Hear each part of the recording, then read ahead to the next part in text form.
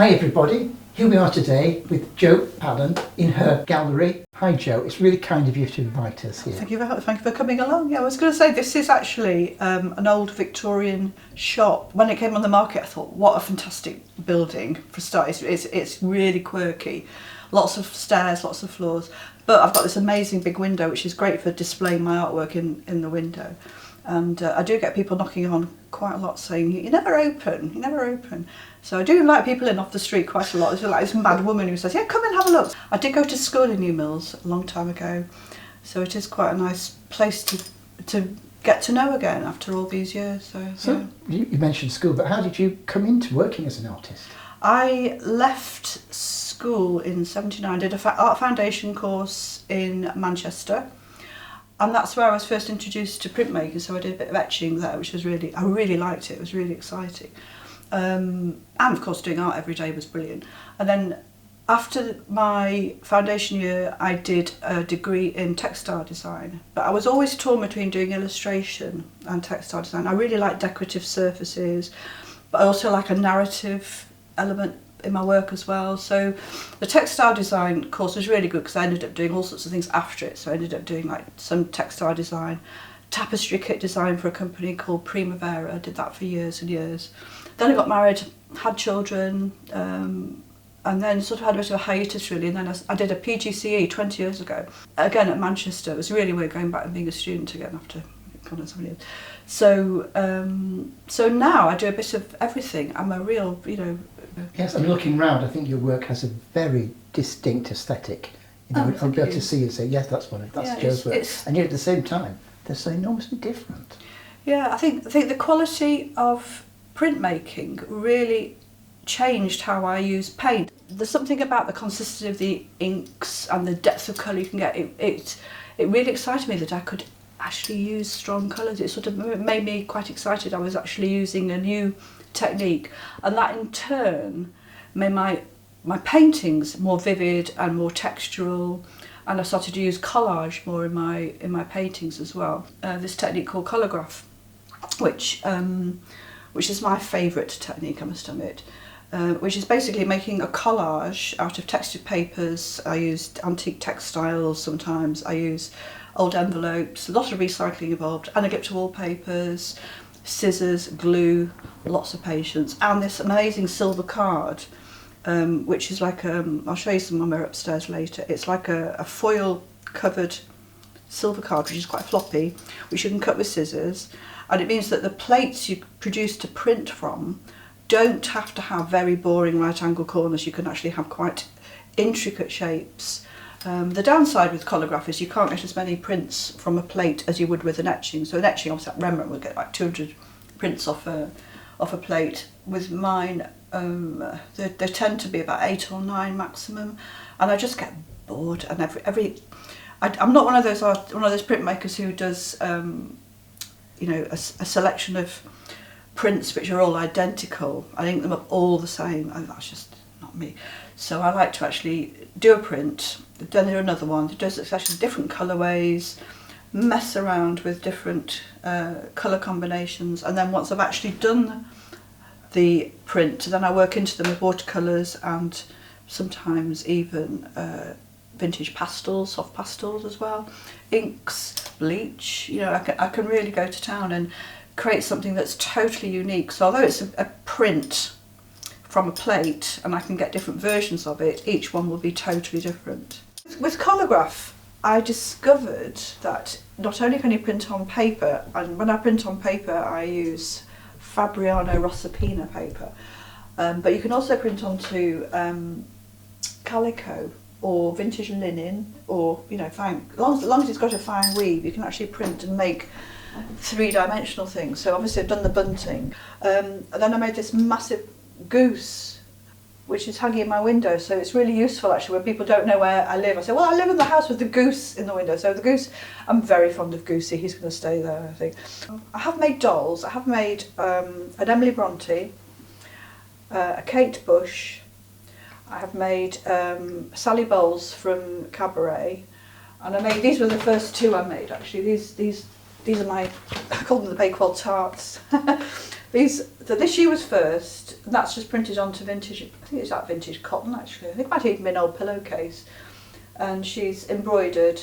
She's a bit sort of gormless looking. This is her older, more worldly sister, who, so they're inseparable. So my work now, it tends to be more from my imagination, and I think a lot of the work I do, I can see influences from children's books I read, which I do think had a huge, profound effect on my imagination. So as a child I was reading voraciously, and had a craze on Greek myths and legends. I had a craze on Egyptian art, a craze on dinosaurs. I don't think that's crept in anywhere, but I did definitely like, sort of folklore. I like reading books about I've got a mermaid up there I'm looking at. I've got lots of little seedlings of ideas from the past will blossom. That sounds really pretentious, but there's a lot of influence from books I read. I'm trying to think, like there's a book I read as a child called A Little White Horse by Elizabeth Goudge, which has a magical hare called Serena, and that definitely influenced the hare drawings I've done, because I just think they're magical animals. I know, and there's loads of hares around, I know, but I've always liked the hares. Shakespeare, so I did A-level English literature, so I did Hamlet and King Lear. So there's a few of my designs I've done for silk scarves are influenced by, or directly influenced by, Shakespeare. Yeah, so the framed collage behind me is inspired by A Midsummer Night's Dream, and it's Titania's fairy attendants, moth, cobweb, mustard seed and peas blossom. So the actual collage plate is A1, and it took at least 30 plus hours to create. I only ever did the one print from it as well. Once I printed it, I then worked into it a little bit with watercolours, and I think I used malachite as well. I used a malachite pastel onto it as well. So this is the scarf, which is, the design is taken from that Collagraphy behind me. So it was photographed, opened in Photoshop and copied, flipped, made into a digital file, which then went to Smart's in Bollington, where it was printed onto silk crepe de chine. So it's an enormous scarf, but obviously they can be worn in numerous ways.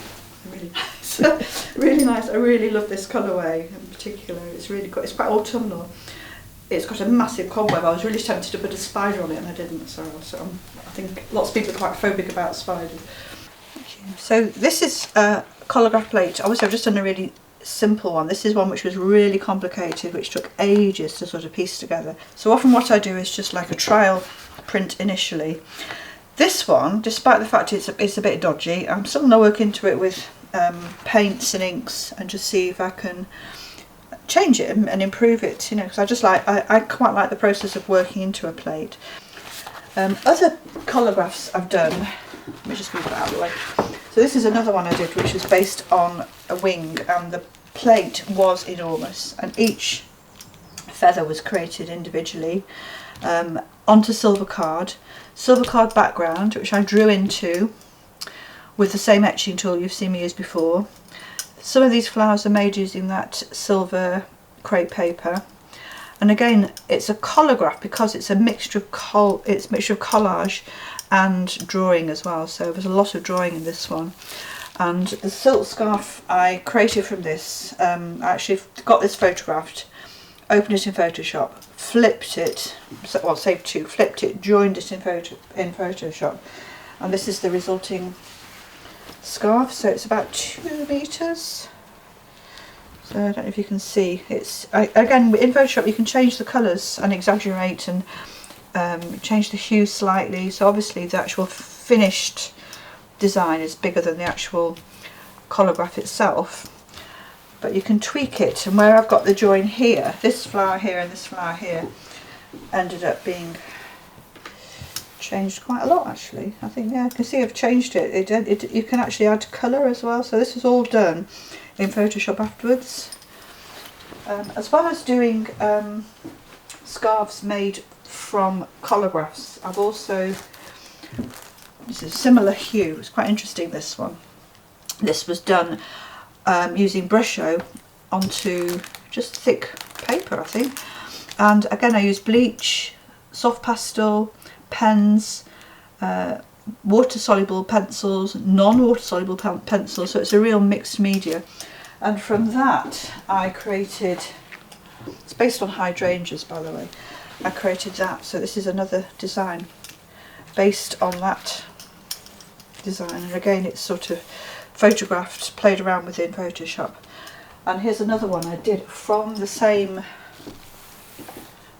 design. This is a smaller one, and again I just wanted it to be more subtle, smaller scale, changed the colours completely. But Photoshop's wonderful because you can really play around and get lots of different versions. Sometimes it's just hard to choose. Once you get about 5 versions you really like, it's really hard then to choose which one you're going to go with. This is one of my favourite ones. I had a lot of leftover paint in jam jars and I didn't want to throw it down the sink, so I mixed it all together and came up with this absolutely gorgeous colour. It's like a really sort of nice sludgy brown. It has faded a little bit, quite small scale. I use bleach, salt, fine liners, more of the same background colour on top of itself, which was quite interesting. And yeah, it's got a really nice texture, and the actual final print scarf, obviously bigger scale again, changed the colour and improved, you know, I did a bit of contrast, changed the hue slightly so it's slightly greenier, still this lovely sludgy colour. And again, I really like how that turned out, and that was purely experimental. I think I actually did this design here was quite quick. Once I got started, I couldn't stop it. Really nice to do. This one is a very quick sketch I did in my mum's garden of her wisteria. Very splashy brush-o watercolours, a bit of bleach, water-soluble pencils. And it came out, these actually were the colours of the wisteria, but it came out quite subtle. So when I actually photographed it, selected an area to make into a scarf, I really wanted to keep the sort of purpliness of it, but make it look a little bit more dramatic. So again, Photoshop means you can totally alter the mood and add extra texture. This is called adding noise, I think, here. So it's picked up all the drawings and it's still got that really nice detail, you know, that sort of feeling of wisteria. Obviously it's been flipped over, that's the symmetrical centre point there. This one is one of my Shakespearean ones. You can't see it, it's enormous, and it's inspired by the Scottish play. So it's got, you can see it's got a moon, a massive dagger and a crown, out down spot down here, and then it's got wings. Again, these wings were created making a giant plate with layers and layers. I don't know how many feathers there were in there, it was quite a lot of feathers. And then at the side here we've got Burnham Woods, toe of frog, eye of newt, there's something of the wren, there's other elements, some fenny, something of a wool of bat, body part here, I'm not quite sure. It's got lots of different sort of wintry, foresty feel here as well. So I really enjoyed that one. That was quite a dramatic one. Very goth, very dramatic.